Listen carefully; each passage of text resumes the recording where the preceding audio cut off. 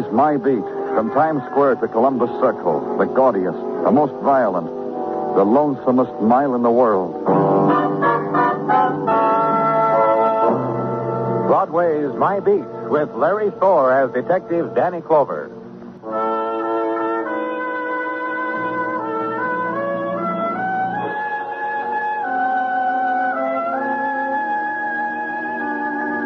It happens faster on Broadway now, the coming of the night. And the time clock people go home to dinner in shadows. And far away from a time still yet to come, a wind drifts softly. It touches a cheek and quickens a step, finds a doorway and waits there, and its voice is a sigh of regret. The sounds of the river seem closer. The neon blinks coldly. It's getting dark.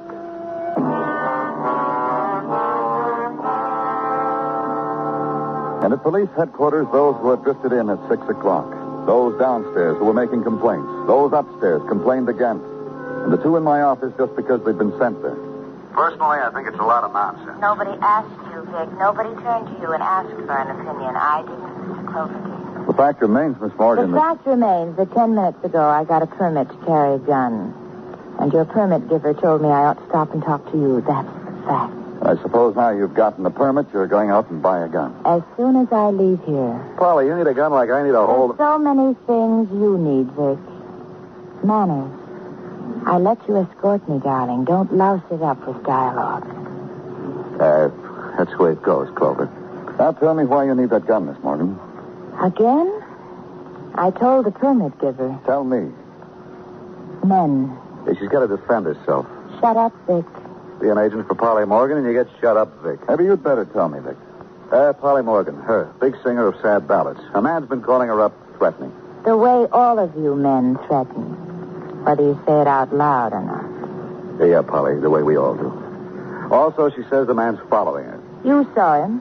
You saw him as well as I did. Yeah, I saw him, Polly. Did you, Vic? I saw a guy running on the street this morning. Polly said that's the man. He was. Then when I went back to my apartment later, he called. He told me that was him who touched me in the crowd. He said he'd be there tonight. He's going to be where?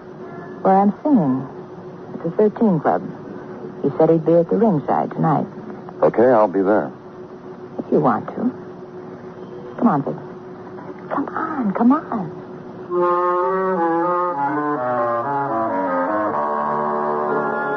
And the room suddenly empty of her, and of the man whose gesture of farewell was a shrug, half begun, not finished. And the autumn darkness has brought you a variety of things. The rustle of silk perfumed only with the night wind. The scornful voice of a woman who walks close on the scalpel edge of a private terror. The permit for death held close to her. The grudging invitation to come, prevent it if you can. And fill in against the time of going with routine, the gathering, the sorting, the parceling out of the day's violence. Then the glance at the wall clock and the realization that you could be late.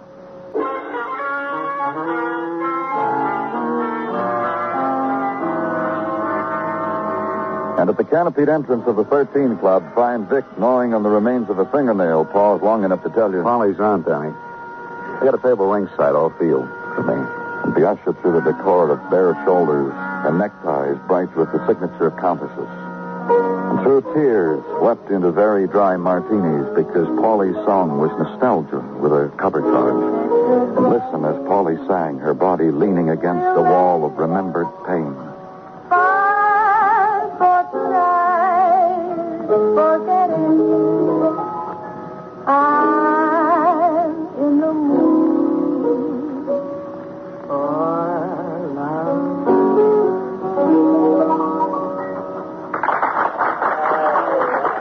Watch her, Danny. Watch how she makes her exit. Like it was an ache and a pain to draw down X amount of dollars per week. An X that runs into 4 figures. Oh, she's good. Yeah. Hard to believe, huh? Hard to believe how she can sing with so much feeling. Some girls sing from here and here from nowhere. Polly sings from here, from the heart. It's difficult to figure, huh? It can happen. No, I'm not beefing, mind you. It pays me well, this artificial heart she sets to beating in public places. She said the man who's been annoying her would be here at ringside. You see him anywhere, Vic? How would I know him if I saw him? A man running away from something in the street. That's an annoyance. I get the urge myself sometimes. You know any of these men around us? Yeah, that one there with the two blondes and the male lieutenant, that's Joey Klein. His last wife made a settlement on him, a native village in Mallorca or someplace. He needs Polly like this. Hey, that one over there, who looks like a scientist? Uh-huh, the scientist. When things are dull around here, I go over to him and discuss what's new in nuclear fission. And there's always something new. Polly interests him in terms of how soon she's going to explode. Do you think him, a cultured scientist? The one alone against the wall. Oh, him? Daddy, I'm surprised at you. Do not be taken in by the rough and tumble tweed. Hey, that's Polly. I heard her scream before. Where is she? Sounds like from the dressing room, Danny. You think maybe... You gonna take me to her, Vic? Yeah, sure. Come on. In here, Danny. Look what he did to me. Look at my dress. He tried to tear it. Look at me. Polly, take it easy. It's going to be all right. Get your hands off of me. Where'd he go, Miss Morgan? I have the gun. I'd have killed. Where'd he go, Miss Morgan? Hey, this window, Danny, looks like through here. We'd have seen him in the hall if he came. He must have got in while Polly was on. What's the matter, Danny? Why do you look like that on me? What's your budget for publicity, Vic? Oh, Danny. Danny, what kind of talk is that at a time when That's what it is to you, Mr. Clover. A man hides in here, waits for me, tears at me, and you... You can identify Miss Morgan? Yes. Get her coat, Vic. We have a file at headquarters. I want Miss Morgan to come You down. heard him, Vic. Get my coat.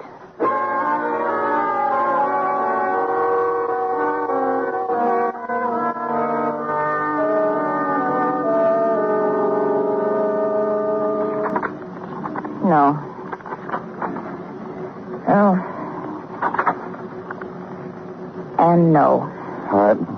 Here's some more pictures. Maybe his picture will be in this stack. I'm getting really bored, Mr. Clover. That's tough. You finally saw the man up close, didn't you? This is the way we operate. Bring you down to headquarters, let you look through pictures. Hope that you'll identify someone in the gallery. The man is... All right. Only why don't you go sit on the other side of the table? Go ahead, over there. Look, Miss Morgan, I've got a thing to tell you. You're going to do it very badly. I've heard it from poets. You're a name on a police file. It means a job I've got to do. Outside of that, you don't mean a thing in the world. It really eats you, doesn't it? Look at the pictures. It really does. All right, I'll look at the pictures. Oh, hi, Morgan. Danny? Hello, Miss Morgan. You better stand over there, Margaret, on the other side of the table. What? Forget it. What have you got? Oh, this. From the description Miss Morgan gave the artist in technical. Here's a sketch. Show it to her. Would you mind taking a look at this, Miss Morgan? This is him, all right. You're sure? Almost exactly. Nose a little straighter, eyes a little further apart. Thanks, Miss Morgan. I'll take you back to your apartment. Police procedure 2, Mr. Clover?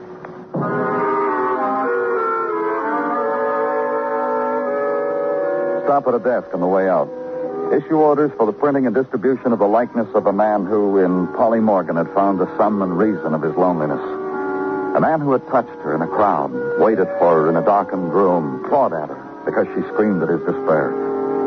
And take the woman home in silence. And from there, go to the silent, furnished room, draw down the bed covers, try for this night to sleep it away.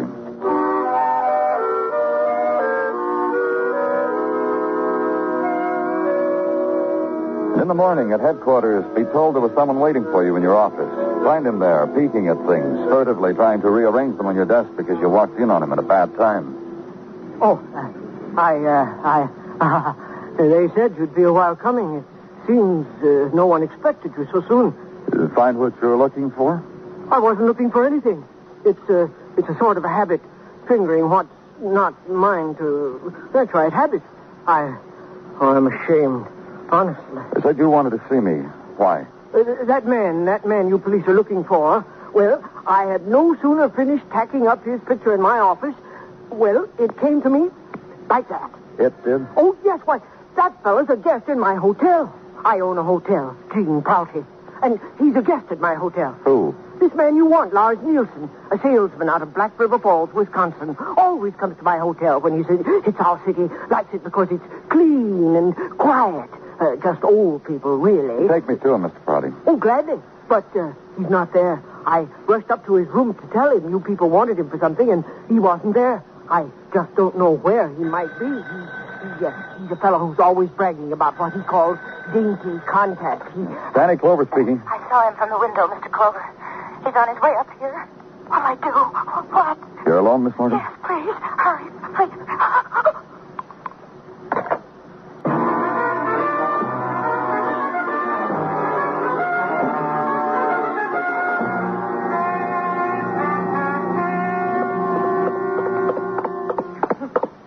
Miss Morgan. Take it out of my hand. I can't put it down. Take the gun out of my hand. Yeah. I can't unclench my face. Ease up. Take the gun away, please. Okay, I got it. What happened? In there. That room. What? He's in there. See? That's him.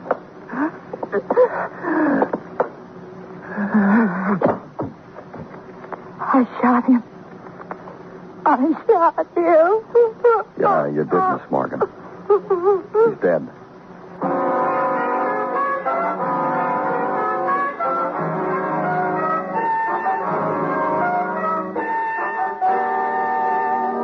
You're listening to Broadway's My Beat, written by Morton Fine and David Friedkin, and starring Larry Thor as Detective Danny Clover.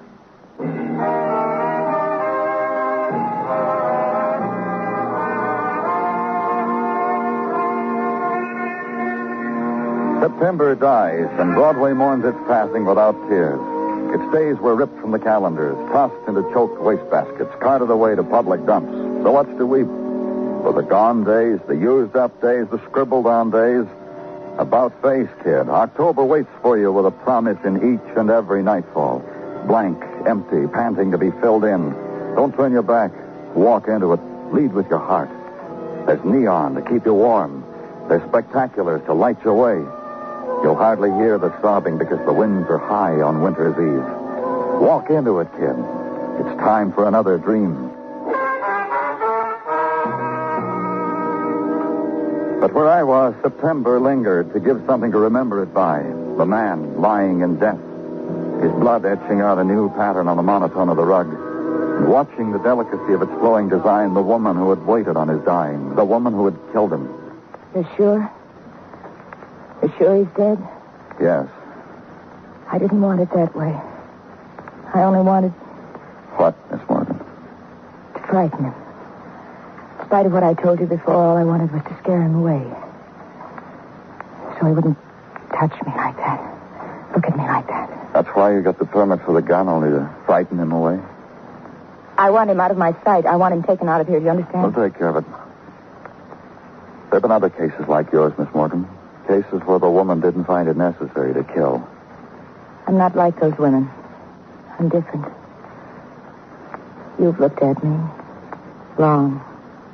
You've heard me sing. You know I'm different. Yes, you were killed. You think I could have stopped him with sweet talk?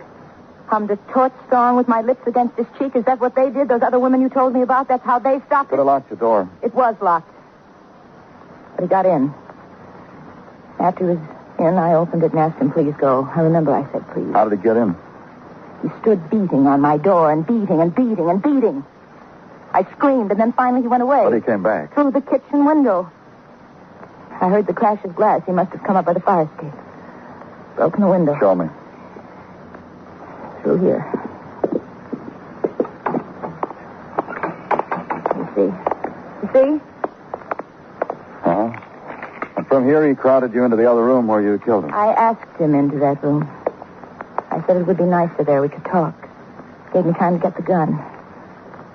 When he saw it, he laughed. He was laughing when... You want me to go somewhere with you? Whatever has to be done now. Yeah. Sure you will, Miss Morgan.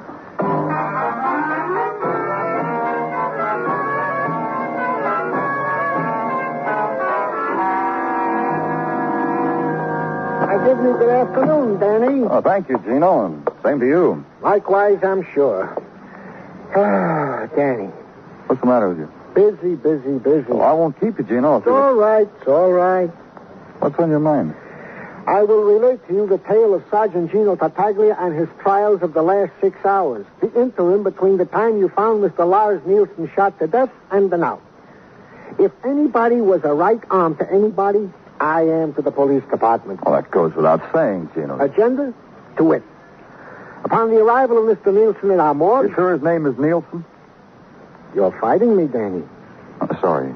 Accepted. Upon his arrival at our morgue, I had in Mr. Prouty, the hotel man, who did indeed identify him as his late departed guest named Lars Nielsen. Go on. And since Mr. Nielsen had been a denizen of Black River Falls, Wisconsin... You phoned the chief of police there. Indeed I did. And a fine fellow he is, too. Come on, Gino. I related him the events concerning Mr. Nielsen and Miss Polly Morgan. Then I asked him a little something about Mr. Nielsen. Guess what he said? Must I, Gino? His fancy suits. However, he asked me which Lars Nielsen I was talking about, since his records revealed 2 such having resided in Black River Falls. And? And I told him to give me info on both. An hour ago, he called back. And he said? This. One Lars Nielsen was a traveling salesman whose home was still in Black River Falls. The other was, of all things, a resident of New York, according to his folks whom he interrogated. Hearing this, I have located in our city such a Mr. Nielsen, whose address I now hand to you. Well, thank you, Gino. Don't mention it. But now, Danny, I will twit you the way I was twitted. The chief of police did inform me that Miss Polly Morgan has an aunt in Black River Falls. And proud of the fact, since Miss Morgan is so nationally famous. And that, Danny, is my agenda for the day.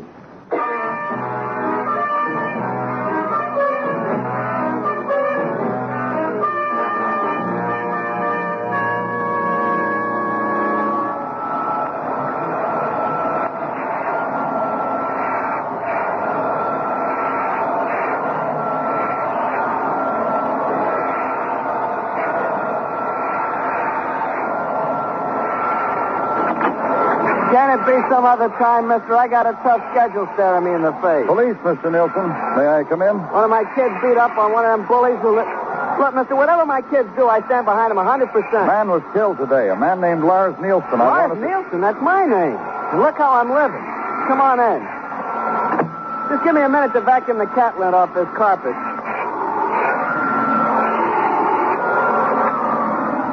My wife works all day, so I won't get lonely. She leaves me with the Hoover and the cat and the kids whom I feed and throw out of the house. I wanted to ask you about... Oh, pardon. I want to apologize something to you. The reason I sport this robe and nightshirt is I work nights, sleep days. Sleep.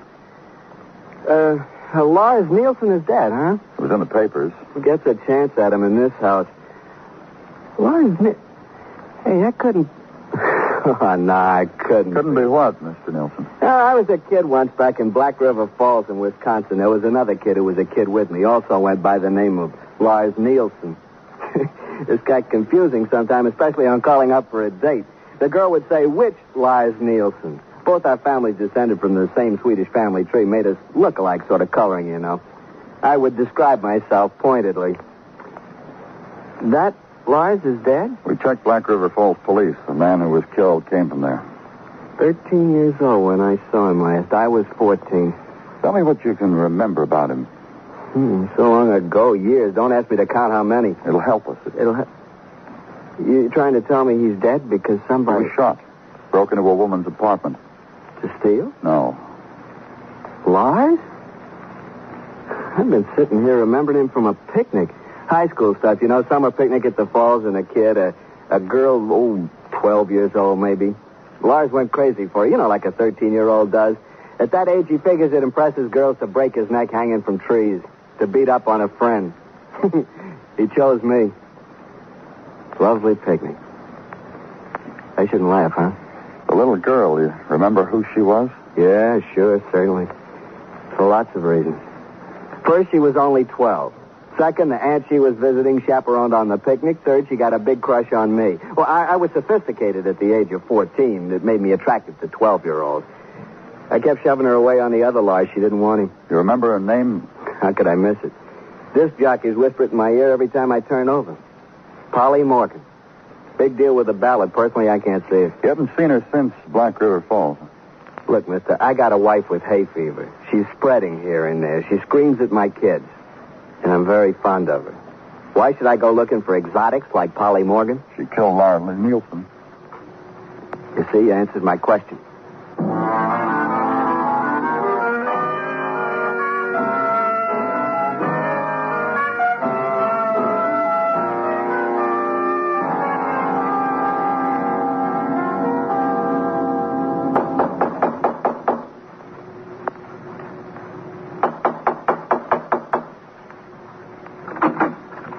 Oh, good evening, Danny. Come on in. Thanks, Vic. I called the 13 Club a little while ago. The manager said Miss Morgan was in her dressing room, but that you were no place around. Polly fired me this afternoon. As soon as your department would have gone our own cognizance. What are they going to do? Call it justifiable homicide? We'll see. Vic, I wanted to talk to you before I talked to her. Sure. Why don't you sit down? Something to drink? No, thanks. Vic, what kind of woman is Polly Morgan? The greatest ballad singer in the country, for my money. Besides that, Vic, as a person. You saw her perform, you know. What about men? Well, that's what I mean. You saw. She was right, Danny. I had to try to get close to her. Can't blame me, can you? I got teeth marks in this knuckle from thinking about it. They don't come like that. They're only on book checks. Yeah, but what makes her like she is? And why do you think she hates men? I kid myself into thinking she's afraid to let herself go. Has she always been like that? It's a funny thing. What is? She's changed. Oh? How? A week, 10 days ago it happened. What did? She started smiling to herself. Well, what do you mean? Well, I was in her dressing room when it happened. She got a phone call. At first, she seemed stunned. She almost fainted. All she did was say yes into the phone. When she hung it up, it seemed like something inside of her was glowing. Go on. Well, nothing much more, Danny, except she's been sneaking away after recording dates, after performances. Yeah. Something else, Vic. Has she ever talked to you about her past life? No, but I've wondered about it. Because, has it ever occurred to you the song she sings best, I'm in a mood for love, once in a while these foolish things so rare, songs like that? All from one season, all I've noticed. I'm going to talk to her, Vic. You want to go along? Sure. Sure I do.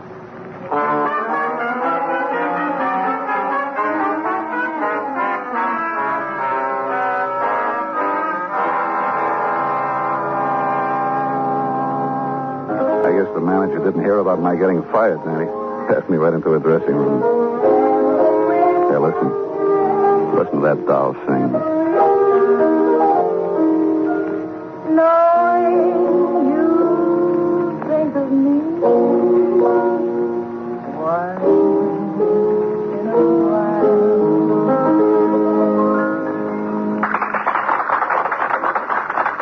They like her, too. Yeah, now that she's killed a man, she can ask for 10 G's a week and get it. Maybe. Look, I've been asking you, Danny, but you haven't been answering. What are we here for? Why did you make... I mailed you your percentage, Vic. Get out. Close the door, Miss Morgan. You too, out. You want everybody to hear what I have to tell you? About what? Lars Nielson. That's the reason you're using to stay in my dressing room? What do you want me to do? Did you talk him into this, Vic? Polly, baby, asked me to come with him. I don't have any idea. I asked you, what do you want me to do? Answer questions. I answered questions all afternoon. You know what happened. You know how I killed that man. You know Lars Nielson. Why didn't you tell me that? Know him. Know a man like him? Vic, tell me once more about that phone call. What's he talking about? I don't know, baby. Afraid to tell me in front of her, Vic? No, it's not that. Tell me. Well, it was nothing. Polly got a phone call last week. She felt happy about it, like I never saw. Shut up, Vic. Sure. Sure, baby. I just want to clear it up. So I told him he got a phone call. So what? Phone call from Lars Nielson, wasn't it? Yeah, that's right. She did. Yeah, like she was breathing the name.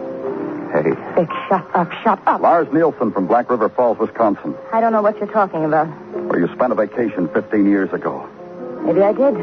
I've been lots of places. Black River Falls was a vacation you never forgot. Remember the picnic? Vic, get him out of here. Look, Danny. Just sit right where you are, Vic. Vic, I was kidding about firing you. Look, baby, what do you want me to do? He's a cop. Remember the picnic, Miss Morgan? There were 2 boys there, both of them named Lars Nielson. Nothing strange about that in that lake country especially, where most families come from the same stock. Thank you very much for the information. You through? Not quite. You fell in love with one of those boys. Fell in love. Oh, what is this, Danny? What are you talking about? 15 years ago, Polly was only 12 years old. That's love. It was for Polly. Because Polly built it, made a memory, and exaggerated. What do you know? What do you know? Exaggerated it until no other man was allowed in her life. Polly. You too, Vic. What do you know? Then Lars Nielson called. He'd come to New York. That was the phone call you saw, Vic. You saw what it did to her. Look, Danny, you can't make anything out of a kid falling in love with another kid. You can't. Tell him, Vic. Tell him how wrong he So is. Polly started to sneak away to meet Lars Nielson and tried desperately to make up for 15 lost years. Vic. And then she found out it was the wrong Lars Nielson. The wrong? The same name, the same coloring. All your songs, Polly, all the songs that have made you famous, all from the same time, 15 years ago. A summer memory. That's why you killed him, huh, Polly? Because he was fooling him. When you got the permit for the gun, you knew just what you were going to do. The whole thing. A man following you, threatening you. Phony. He made love to me. He told me he was someone else. And I believed him. All those years waiting. 15 years remembering, waiting. And then I found out it wasn't him at all.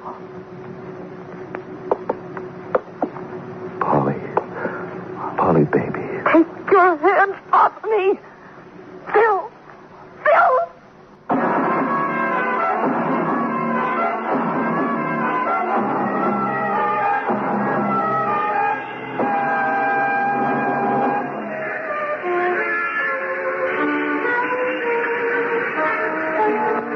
In the chill of autumn night, Broadway echoes with sounds heard only in darkness. Fleeting whispers. A woman's laughter floating down to your end of the bar. Footsteps that fade when you turn a corner. You run toward them, reach out your hand. There's nothing. Only a closing door at the end of a long corridor. It's Broadway, the gaudiest, the most violent, the lonesomest mile in the world. Broadway, my beat.